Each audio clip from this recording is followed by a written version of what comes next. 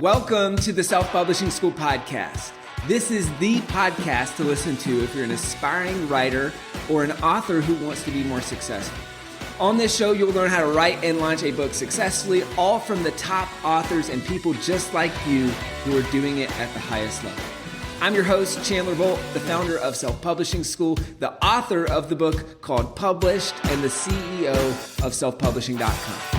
For free training on how to publish a book that sells 10,000 copies, go to selfpublishing.com/free training. Hey, Chandler Bolt here, and joining me today is the author of one of my favorite books of the last that I've read in the last couple of years, at least. Steve Anderson. Steve is an expert in strategic risk and business growth, and the author of a book called The Bezos Letters. 14 Principles to Grow Your Business Like Amazon, which has become a Wall Street Journal bestseller, USA Today, and international bestseller. Steve helps business owners understand how to leverage the tension between risk taking and business growth. Now, I was telling Steve this right before we started the interview. This is an awesome book. So if you're a business owner, you need to buy it and you need to read it. I read a book a week, and this is one of my favorite books that I've read in the last couple of years. It's easy to read, it's concise, it's written well, and it's just interesting. I think within the first 6 months, I think I'd read it twice, which I'm not. I was going to say, if you read that many books, you probably don't read a lot twice. So. I don't read a lot twice, and I'm pretty sure it was either within the first 6 months or 9 months. I reread it because we were coming into an offsite with the company. I'm like, man, this is really good, and I want to refocus on this. So really, really great book. Steve, great to have you here. Chandler, thank you. And as you know, as an author, and any of those authors that might be listening, those are sweet words. Thank you. Oh, man. Well, Steve, so first off, let's start here. Why'd you decide to write this book? I mean, it's been a massive success, especially as a first-time author. Why'd you decide to write this book? My background's in the insurance industry. Long story there. Sold insurance kind of the first part of my career. The second part of my career, I really fell in love with technology, and so helped primarily insurance agents or brokers use technology in their organizations. So kind of steeped in all the new stuff over the last 25 years. And a few years ago, I came up with this thought that the biggest risk business face is actually not taking enough risk. We see a lot of companies that were successful. Notice the past tense: Kodak, BlackBerry, Blockbuster, Sears, Kmart. I mean, you could pick all kinds of different companies. And I started asking the question, why? What happened? And started looking at all those companies I just mentioned, and also those that had done it well. Well, certainly Amazon kind of came to the top pretty quickly, and was fascinated. What did they do differently? Came across the shareholder letters. So Amazon went public in May of 1997. Jeff Bezos, as CEO, has written a shareholder letter every year since. So 1997, now through actually 2020, the book goes through 2018. And I discovered that he had hidden in plain sight his plan for growing Amazon, and found principles and realized that they could apply in some form or fashion to literally every type of business. Yeah. And so you discover these principles, you decide, hey, I want to write this book about this. No, actually, it wasn't quite that simple. Yeah. Yeah. Literally, I had read them all. I was intrigued with them. I actually put together a one-page executive summary for each of the letters into a PDF that I was going to give away as a lead gen. Right. Yeah. And lead then gen for, I'm assuming your business? For my insurance technology consulting business, basically. Yeah. And fortunately, I'm married to a wonderful woman who has been in the publishing business for a very long time. And I told her about it, and she said, that's not a lead gen, that's a book. So that's what started the, dare I say it, oh shit moment. Going, a book? Are you kidding? You know, you Yeah. do books, I don't do books. But so that literally started probably an 18-month process of trying to figure, okay, what is the book?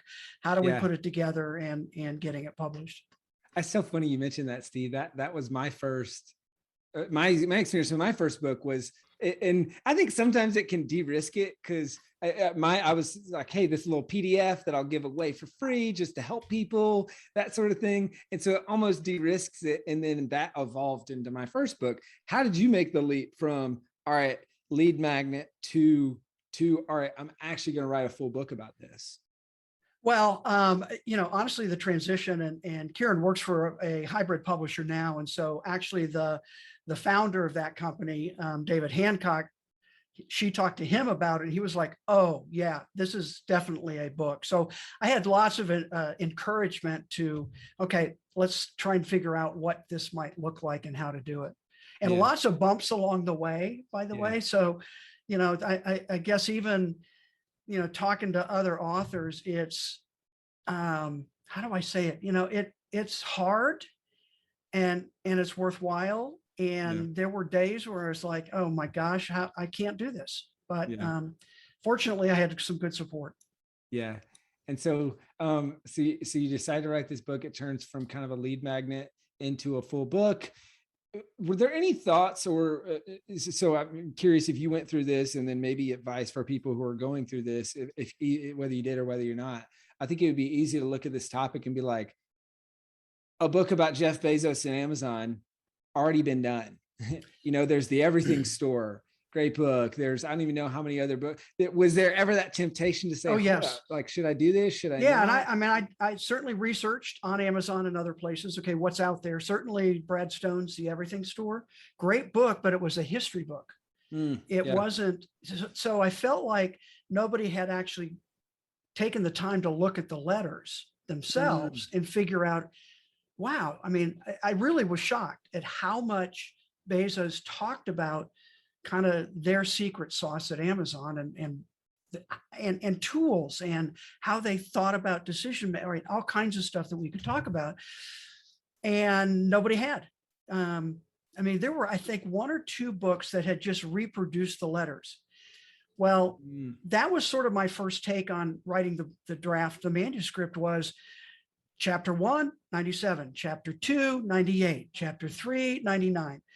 And that's what I first gave to Karen to have her look at it. And I still remember sitting down in the dining room. She said, honey, we need to talk. And I was like, oh no, what did I do? Right. and she said, nobody cares what letter, what year. Can you pull out principles? Can you pull out themes? Can you pull out ideas? So that's where the idea, the principles came from. And then we were able to take that, categorize the principles into 4 cycles. And I think when people read the book, it's a much easier way to grasp the principles and think about how can I apply them to what I'm doing. That's great. How'd you land on that structure? Because I mean, when you're thinking about doing this, you could have just as easily written the history of Amazon through the Bezos letters, but I think it reads more like a self-help book that interweaves history in it. So how'd you land on that structure? Yeah, it's well, I think a couple things. One, I felt like we had to address the issue in the book. I never worked at Amazon. What do I know? Right. And that's where the positioning of being a risk expert who's saying you should take more risk became kind of the core concept that held stuff together. Meaning I call Jeff Bezos the master of risk because of how he uses risk strategically to grow. Right. So counterintuitive to what most people think about from insurance and risk management, and then kind of start building. And I'm pretty good at research, you know, so finding the stories, listening to the interviews, all of that kind of stuff actually was really fun for me to do. So let's talk about that, the research phase. How do you balance, I mean, the desire to research and the interesting part of research with writing the book? What did your process look like? I think one of the most dangerous things for a lot of authors that we work with is there's two sides of the spectrum. Either I research for 5 years, 15 years and never write anything, or I just skip past the research and just start writing. And then it's messy and there's not a through line. How'd you balance the research and the writing? Well, if you know anything about the Enneagram, I'm a 5, which is the researcher. So I actually had to fight against the research for 5 years. And it became easier because then the research became, can you find a story about this?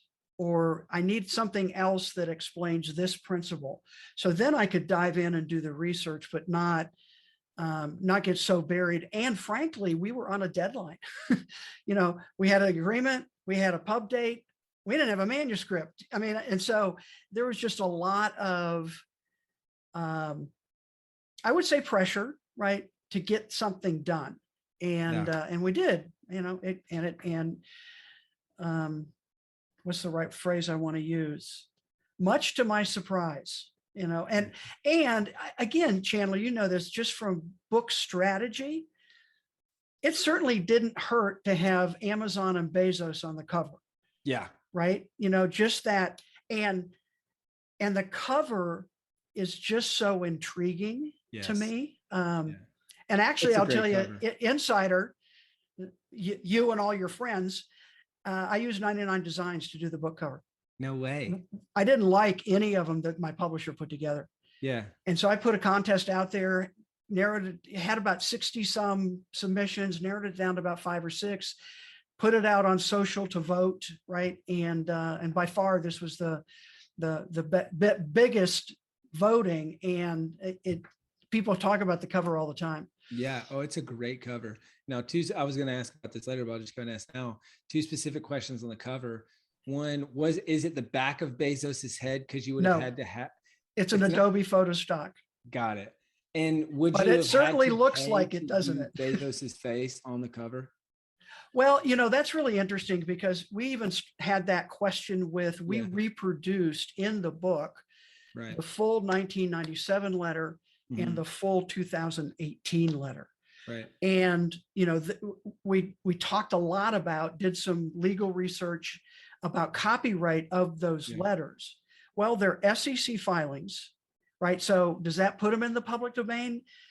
Probably not, but they're published all over. And in fact, as I mentioned, there are a couple of books, at least 2 or 3 now, and probably 1 or 2 when ours was published, that literally just republished every letter on the Amazon site available for sale. So I felt pretty comfortable. One, we could have a case, but Bezos has a lot more money than we do. So didn't want to go down that route. And 2, the flexibility of the publisher, we could have pulled those letters out of the print copy if we needed to. And there's never been a hint of a question on either of those. That's great. And on the same note of the cover, did you have to get approval, or is this public domain, or just to do it's this? Not him. Amazon swoop. Well, and the Amazon. No, the swoop is actually not exactly like theirs. Got it. So that's another question again, that lots of people use it in some form or fashion, but we were careful enough to not just copy it directly.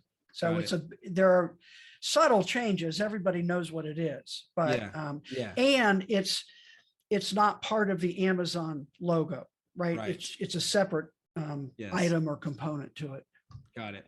And guys, if you're curious, go find the book on Amazon and maybe you'll know what we're talking about with this cover. Hey, I want to go back to the research piece, Steve. So if you were to give a pie chart of your research, right? A pie chart equaling 100% of the research, what percentage of that pie chart was done prior to starting the writing of the book? And what percent of that pie chart happened kind of throughout the writing process? So I would say probably, I don't know, guessing now, 20% prior. Okay. So that was sort of putting the executive summary together for the PDF, the ebook. Yeah. And then we had the structure there already because I had pointed out different things that he had talked about. Then it was filling in the stories, right? So stories carry a book. just listing principles and talking dry. Again, I think your experience and others that I've talked to is how well the book pulls the reader through, meaning open loop. I mean, if you want to get technical, right? Opening loops, not closing them for some period of time, having interesting stories, both personal stories of mine, plus stories of Bezos and others that have talked about their experience at Amazon. That's great, and that's a great distinction, Steve. And so can you talk about how you could, because it's so funny. I mean, even with my books or with my talks, even I feel like certain people have different natural tendencies, right? And maybe you're similar, maybe you're not. For me, it's like, all right, I can teach, and I'm going to teach all the things. And what I've found is I need to get way better at strategically weaving stories to make it compelling, right. And that sort of thing. So it sounds like the structure was, all right, we've got the kind of the 4 overarching principles, we've got the chapter structure, that sort of thing. Now we've found stories to integrate, to weave it all together. Was that the structure? And then how did you decide or find the stories that kind of weave together the narrative? So a couple of quick comments. One is, when Karen and I had that talk, that I had done everything chronologically, and she said, that's boring, nobody cares. Can you go back? She asked me, can you go and find principles? Well, I literally the next day, after I was crestfallen, by the way, right? I'd spent all this time writing and trying to put stuff together.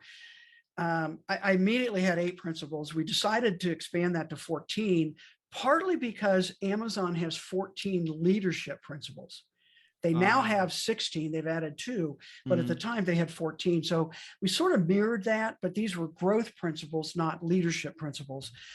And then it was, again, interestingly, I thought I had lots of stories in there, and Karen was like, no, we need, more this, more that, more this. So then it was kind of going back, research or finding interviews where Bezos talks about his stories, like everything I wrote about Bezos growing up, spending his summers at his grandfather's ranch in West Texas, all of that are things that he talked about in interviews. So I was able to take that, weave those into how, really trying to answer the question, how did he start thinking this way?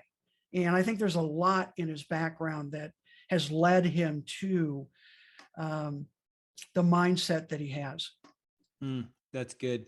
I want to a couple more things about writing, then we can get into book sales and a lot of the other stuff. Obviously, you have the advantage, and I think the elephant in the room that we haven't totally talked about, but I think most people know, is that obviously your wife Karen helped with writing the book. Yes, absolutely. And that's a big, and frankly, big that's why her name's on the book. Originally, Yeah. we weren't going to do that, and I was like, no, I mean, you were responsible for making the book readable, and she deserved it. She worked for it. She earned it. Not even deserved it. She earned it to have her as a with, as you know. So yeah.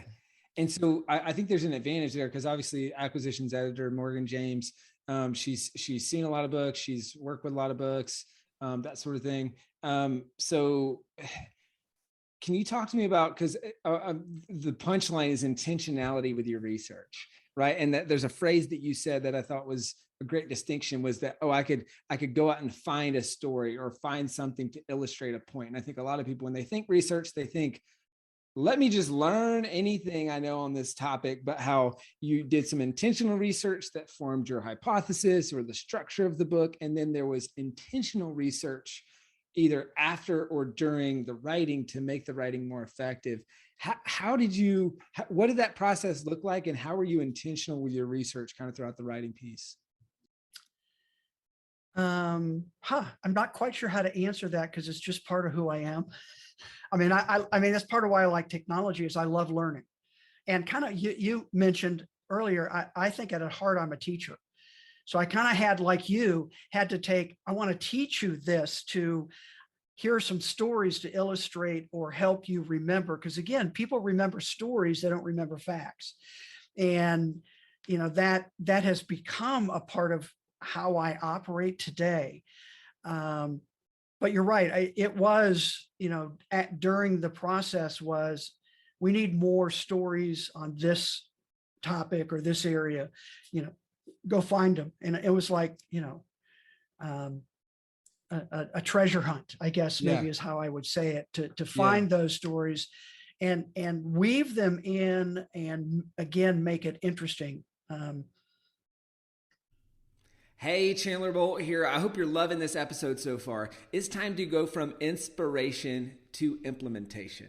All right, so if you've learned something, we want to help you implement what you've learned with your book. So what I want you to do right now is go to selfpublishing.com/schedule, book a publishing consultation with one of the experts on my team. We'll talk about your goals for your book, your dreams, your challenges, your next steps, and we'll start putting together a plan. All right, so go to selfpublishing.com/schedule, book a call with the team. Let's see how we can help with your book. It's time to implement. Yeah, and when I think the important takeaway there for folks is because I think the thing that I'm trying to make sure that we speak to is I think a lot of people, when they think about researching for a book, their pie chart would be like 90% before I start and 10% after I've started. And I think what you do intuitively, it's like the unconscious competence. It's like the thing that you do well, that is, you do it so well that you don't even realize you do it well. And just from speaking through this, and it sounds like you and Karen both did this well, is that there was research spread throughout, but not to slow down the writing process because you had a deadline, but to make the book better. And so then you're more intentional and you're more effective with all the research that you're doing throughout the project. Well, and I mean, early on when we first started talking about it, I said to Karen, I said, the only thing I ask is don't let me have a crappy book. Yeah. And we don't.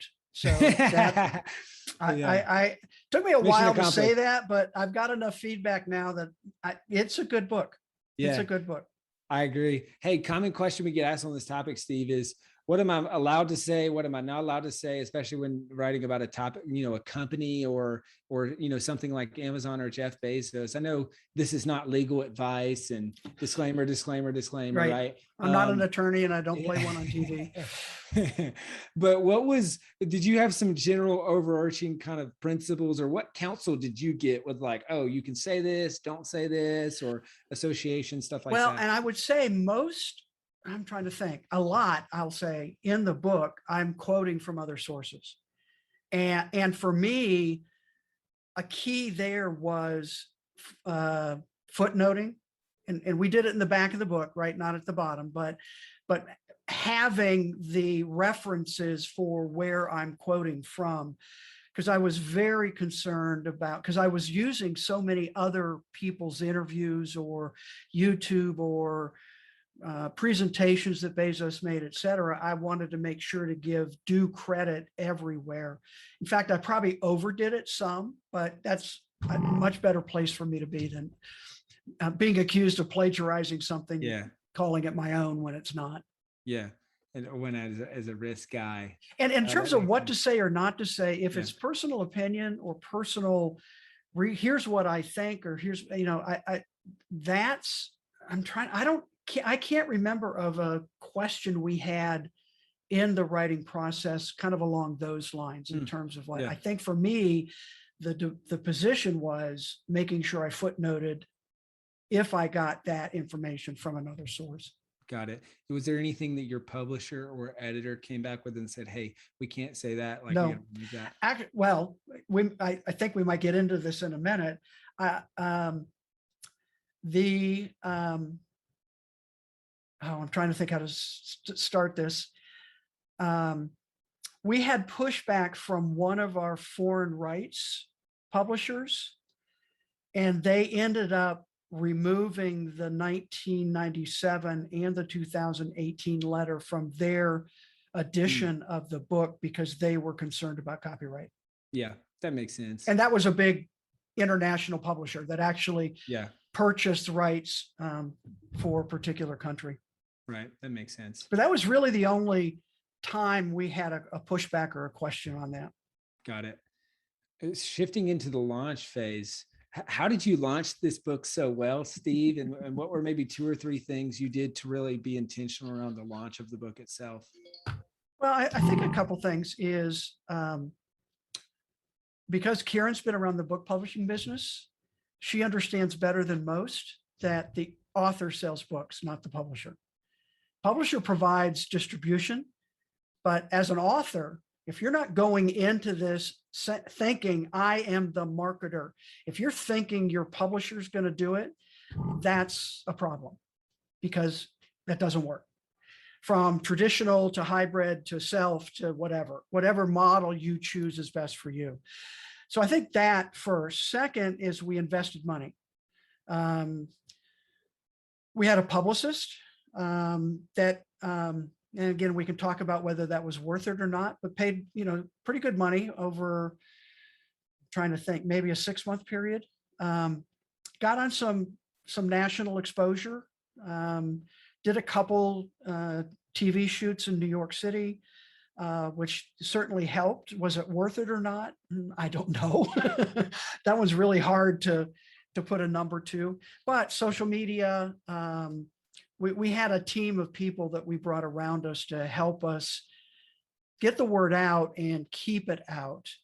And that included early on, I don't now, but early on, a podcast, what's the right word, promoter, or hooking up guests with podcasts. Right. That actually, I would say for me, podcasts continue to be one of the most effective ways to keep the word of the book going. And frankly, that's my goal for 2020 was on stage keynote speaking. Oops. Yep. So I still did a few. They were, all virtual. Fortunately, I was booked in quite a few places. Fortunately, didn't have to give any money back. But my goal for 21 is to keep the book alive. Yeah. And so I have found podcasts to be a great way to do that. Yeah. So, I have a pretty big LinkedIn presence too. So that certainly helps. I have a newsletter I do on LinkedIn and some of those. So I would say a number of those things, but just being consistent with it. A couple of follow-up questions there. How was a publicist worth it? I know a lot of some people are like, hey, total waste of money. Some people are like, hey, best money I've ever spent. And it can kind of live or die on one massive appearance as to whether it's worth it. What was your take? I'm not sure I'd do it again, but I don't regret doing it. Or I may ask a lot more questions before doing it again. So I'm in that middle ground. Certainly and frankly, even from the book website, having some of those studio Fox News extra pictures, how do you put a price tag on that? Or when a podcast host goes to the web, comes across the book and sees that, oh, I guess Steve's got some experience. Yeah. Also hired a media coach. I'm trying to think now. Hired a media coach. Okay, how do you take questions? How do you answer them? How do you do, 60,000 words in 4 minutes or less? Because if you're on a TV, that's a lot of time. So how do you narrow those kinds of things down and still get done? Still promote the book, right? And keep it out there. It was a valuable and interesting interview, but that leads to book sales. Yes, it always needs to lead to. Exactly. So by the way, for that, we created an assessment that we pointed to in the book and on the website. So we had the lead gen built in. Smart. At the end of every chapter. If you notice, there were questions and then for more information and those kinds of things. We knew enough marketing to have those hooks in the book. That's great. Steve, what were, if you remember, one or two things that were most helpful from that media coach that you learned that changed the way that you do or that you did interviews for TV and that sort of thing?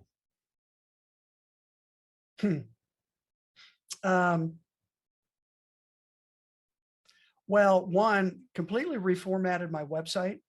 So if you go to my media page on thebezosletters.com, that actually is very strategic in one, how it's laid out, what's there, what the verbiage is.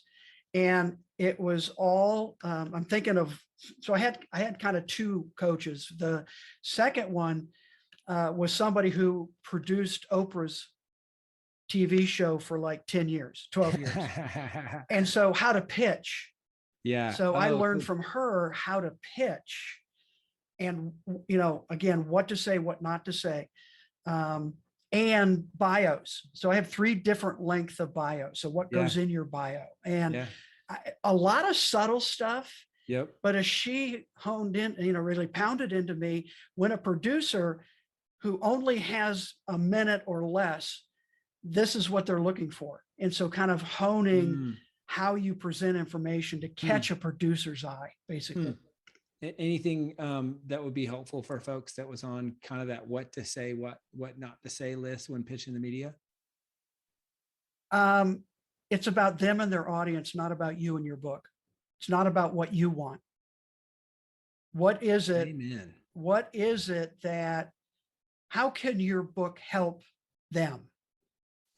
And part of that is, again, having links to podcasts so they can hear that you can put 2 sentences together, having video of presentation. And again, I'm mixing here a little bit. That's more the pitching side, but certainly for the keynote speaking side, right? A whole other area. I think probably that's what I've learned most the last couple of years. Every segment or piece has its own what to do, what not to do, or how to do it. So yeah, that's been, I'm much better today than I was when I started. I will say that. Yeah, that's great. And kind of localizing it to the audience, the show. To the audience, that sort of thing. Yeah, so that's beneficial for them, and that makes the person interviewing you or the person who booked you look good.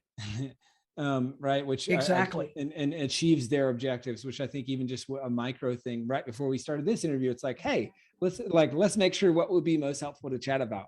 Right, small thing, but it really makes sure that this is as valuable as possible for the audience, which I think is a key distinction. Hey, we're in the home stretch here, Steve. I've got a bajillion other questions that I could ask, but only time for a few more. So I guess on the book sales piece, we've talked about some of the things that work really well and some of the things that sold books, and TV being an authority builder, not necessarily a book seller, but accelerating a lot of the other stuff. Podcast interviews, it seems like it worked well. Globally, why do you think this book's taken off and sold so well? I think I think there's a lot of interest in how did Amazon do what they do, right? How did they get there? What, again, secret sauce, right? What is it about Amazon that's so different from every other company? And I think there's lots of things there.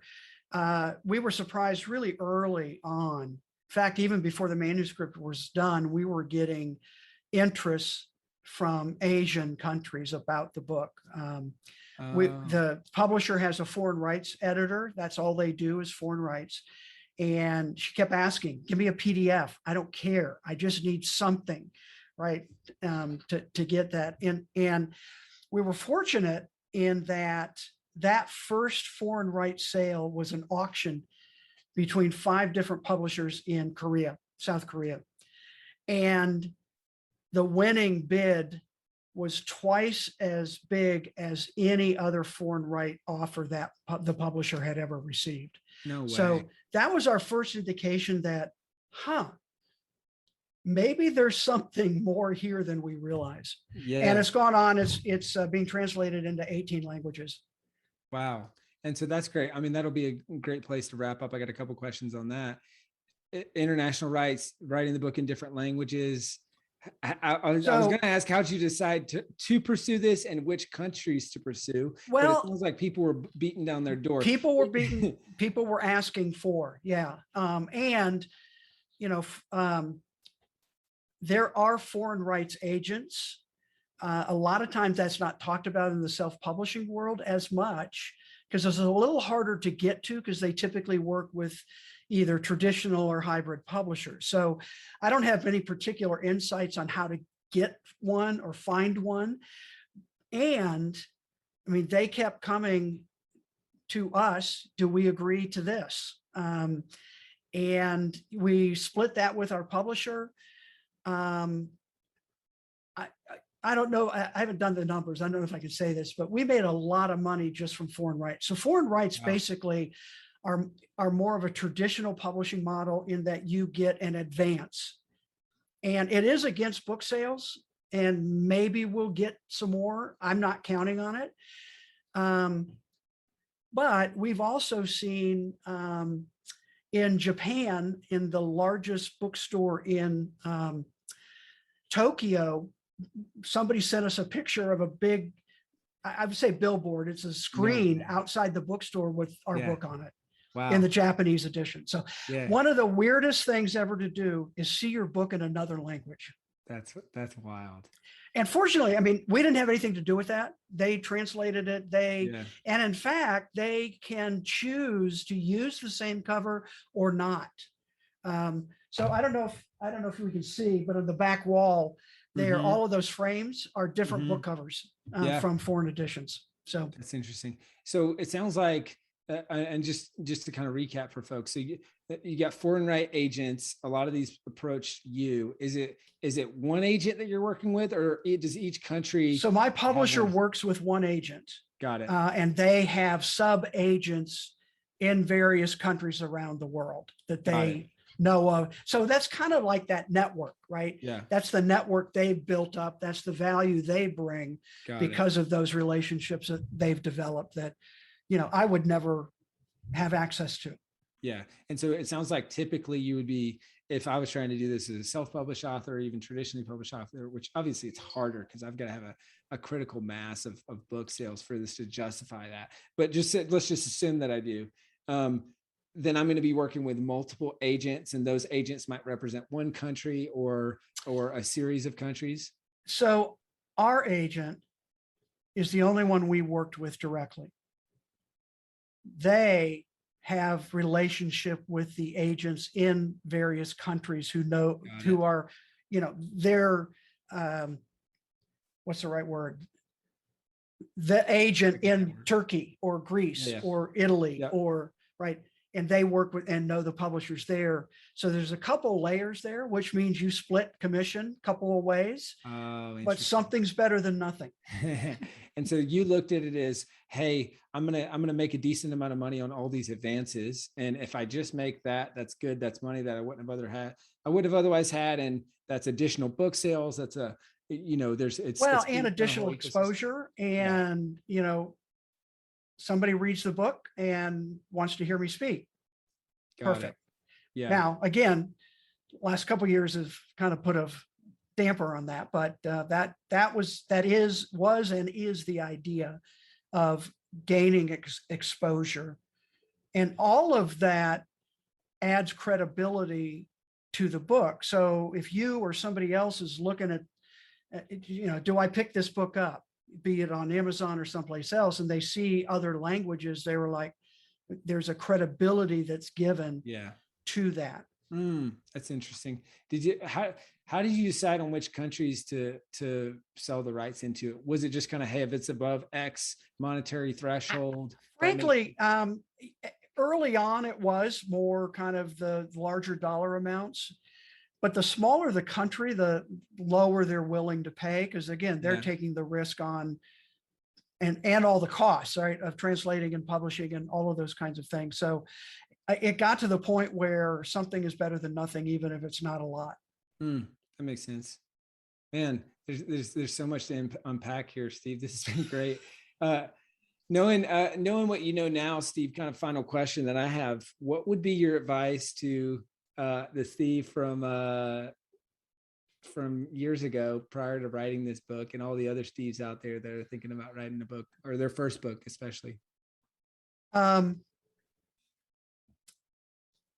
Well, I think a couple things. A book is an amazing tool that allows anybody to gain authority. Doesn't mean they're an expert. I don't consider myself an expert on Amazon, but I'm pretty good at the letters and what's in there and those kinds of things. And from a from a business perspective, it is a great tool having a book. I have gotten the question, did you like writing? No. And I've written my whole career. So that I understand as a mechanism for building an audience. But there's a huge difference between a 1,000-word article and a 60,000-word book. And the way I phrase it is, I love having written a book. I'm not sure, I keep getting asked, is there another one? And I don't know. Now I know what's involved. Yeah. One, it'd be easier on one hand, and two, I know the work required. Yeah. And I guess what I would say too, and I want to make sure people hear this, I have seen some people publish, some experts, some people with authority publish books that were terrible. And frankly, it lowered my view of them. So if you think you want to have a book, it's a great tool. Do the absolute best job that you can and give away. Don't think, oh, I have to save this for the back end. Yeah. Give away, make it the best book you possibly can. That will go much farther helping you accomplish what you want to accomplish. I agree. That's great advice, Stephen. Honestly, if I were you, I'd keep marketing this book like crazy because I think it's I think it has some legs. Frankly. Oh, it does, and it's just going to keep, I think, snowballing. And it's what a lot of authors that have come on this podcast talk about. Is it's the 5-year launch. Yeah, which so many people move on after launch week, but just when you have a book this good that's already getting such significant early traction, I mean, it's cool. This has got to be a cool moment, Steve. It is. Amazon and I'm prepping for the interview. I'm going through the author bio and your Amazon page and all that. And it's like people also bought Walter Isaacson, right? Which is one of my favorite authors, Yes. Writing on Steve Jobs and Elon Musk and all these people. And so that's got to be this had to have been a cool experience. But Steve, this has been so great, man. Where can people go to buy the book, to learn more about you and what you're up to and all that good stuff? So the book is available in any bookstore, certainly on Amazon. If you can't find it in your local bookstore, the book website is thebezosletters.com. And again, there's some additional information there, a little workbook to help you work through the principles and how they can apply in your own situation, get maximum benefit out of it. Yeah. Awesome. Well, Steve, thank you. And guys, it's a great book. So if you're a business owner, if you're a business owner, entrepreneur, or even leader, there's so many of the use cases, product manager, marketer. I mean, it's a really great book and I highly recommend it. And Steve's not paying me to say that. I just love the book and I think you should read it. So Steve, thank you so much. Chandler, my pleasure. Great talking with you. Take care. Thank you so much for watching or listening to this episode of the Self-Publishing School podcast. I know there's so many places that you can be spending your time. There's other podcasts that you could be listening to, YouTube channels that you could be watching. So thank you so much. It means the world. Now, I want you to do 3 things right now if you found this episode helpful. All right, number 1, I don't know if you know this, but we've got a YouTube channel. It's a companion channel to this podcast. All the video versions of the episode are on the YouTube channel. So number 1, subscribe to the YouTube channel. Number 2, if you're listening to this podcast wherever, whether this is Spotify, Apple Podcasts, number 2, I want you to subscribe to this podcast right now so you don't miss a future episode. And then number 3, this is probably the most important, leave a review on the podcast. All right, reviews are super important and help this podcast get discovered by other people. So number 3, leave a review on the podcast. Thank you so much. I'll see you in the next episode. If you're on the fence about scheduling a publishing consultation call with my team, maybe you're not quite ready for that, I've got some free training that I think will be really helpful for you. All right, all you have to do is go to register to sign up. Go to selfpublishing.com/free training. When you do, you're also going to get a free digital copy of my new book, Published. And on that training, you're going to learn the next steps, so how to implement with your book. So how to write, how to publish, how to launch successfully. So go to register right now at selfpublishing.com/free training. I'll see you there.